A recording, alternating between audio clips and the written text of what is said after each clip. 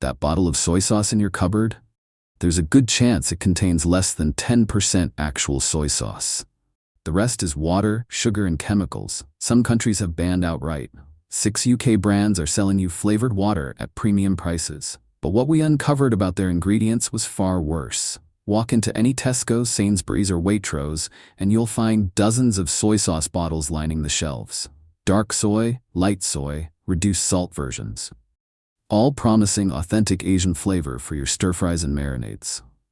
But here's what most UK shoppers don't realize. The majority of these products aren't traditionally brewed at all. They're manufactured using chemical shortcuts that take 48 hours instead of the traditional 18-month fermentation. And in that shortcut lies a problem that affects not just your wallet, but potentially your health. Real soy sauce has existed for over 2,000 years. It began in ancient China, spreading across Asia as a cornerstone of regional cuisines. The traditional process is remarkably simple. Soybeans and wheat, fermented with salt and water for months, sometimes years. That slow fermentation creates over 300 natural flavor compounds. It's what gives authentic soy sauce its depth, complexity, and that distinctive umami taste we associate with Asian cooking. When soy sauce arrived in British supermarkets decades ago, most of us assumed we were getting the real thing. A bottle of dark soy sauce looked like dark soy sauce. It tasted salty and rich. Job done. But as demand grew and prices became competitive, something changed in how these products were made. Manufacturers discovered they could skip the fermentation entirely and still produce something that looked and roughly tasted like soy sauce. And that's where our investigation begins. In 2018, something happened that should have made headlines but somehow slipped past most shoppers. Multiple UK supermarkets simultaneously recalled their soy sauce products due to glass contamination. Waitrose, Tesco, Asda, and Aldi all pulled bottles from shelves. The investigation revealed something disturbing. All these supposedly competing products came from a single supplier, Worldwide Foods. Different labels, different prices, but the same factory producing the same base product. That discovery opened a door to a much bigger question. If the products were identical, what exactly were we buying? Reading the labels carefully revealed the answer. Most UK soy sauce contains between 3% and 10% actual soy sauce. The rest? Water, sugar, and a list of additives with names like E150C, sodium benzoate, and hydrolyzed vegetable protein. UK food regulations don't require manufacturers to clearly state soy sauce percentage on the front label. You have to flip the bottle and read the small print. Most people never do. Compare this to traditional producers like Kikkoman, where the ingredient list reads water, soybeans, wheat, salt. 4 ingredients, nothing else. That's what real soy sauce looks like. But here's where it gets genuinely concerning. Those chemical shortcuts used to produce rapid process soy sauce don't just affect flavor. They create compounds that several studies have linked to serious health risks. And Food Standards Agency testing found some of these compounds at levels that should alarm every UK shopper. The most common shortcut is called acid hydrolysis. Instead of fermenting soybeans naturally over months, manufacturers treat them with hydrochloric acid. The process breaks down proteins in 48 hours or less, creating something that resembles soy sauce in color and saltiness. But this process creates a compound called 3-MCPD. The European Food Safety Authority classified 3-MCPD as a potential carcinogen with kidney and fertility concerns. Animal studies showed damage to male reproductive organs and kidney function at high exposure levels. Food Standards Agency testing in 2019 found UK soy sauce samples containing 3-MCPD at levels exceeding EU guidance. Some samples tested at concentrations over 2,000 times the recommended daily limit. Not twice, not 20 times. 2,000 times. Then there's the coloring. Real soy sauce develops its dark color naturally through the Maillard reaction during fermentation. Chemical soy sauce needs artificial coloring added. The most common is ammonia caramel, listed as E150C. When ammonia reacts with sugars during caramel production, it creates a compound called 4-MEI.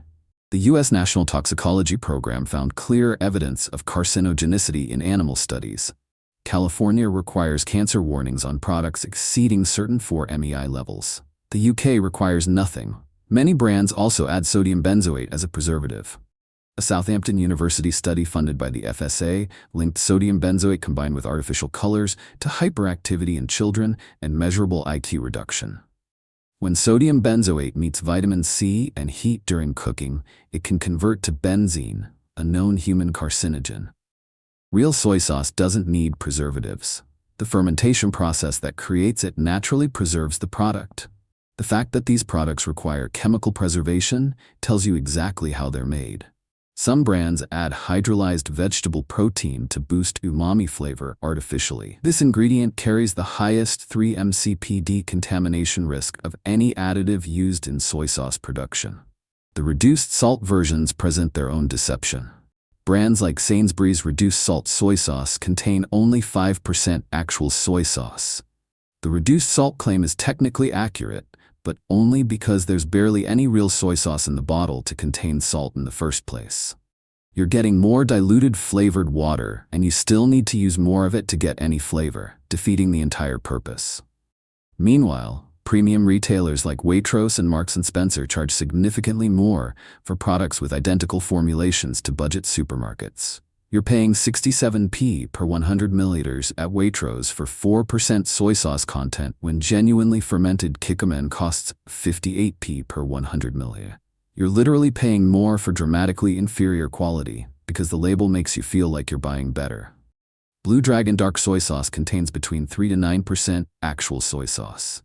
The rest is water, sugar, and ammonia caramel E150C. It includes sodium benzoate and potassium sorbate as preservatives. You're paying 2 cents for 375 milliliters of a product that's over 90% not soy sauce. Waitrose dark soy sauce was part of the 2018 glass contamination recall. This product costs £1 for 150 milliliters, despite containing just 4% soy sauce from the same supplier as budget supermarkets. You're paying premium prices for budget formulation with fancier packaging. Sainsbury's reduced salt soy sauce contains only 5% soy sauce.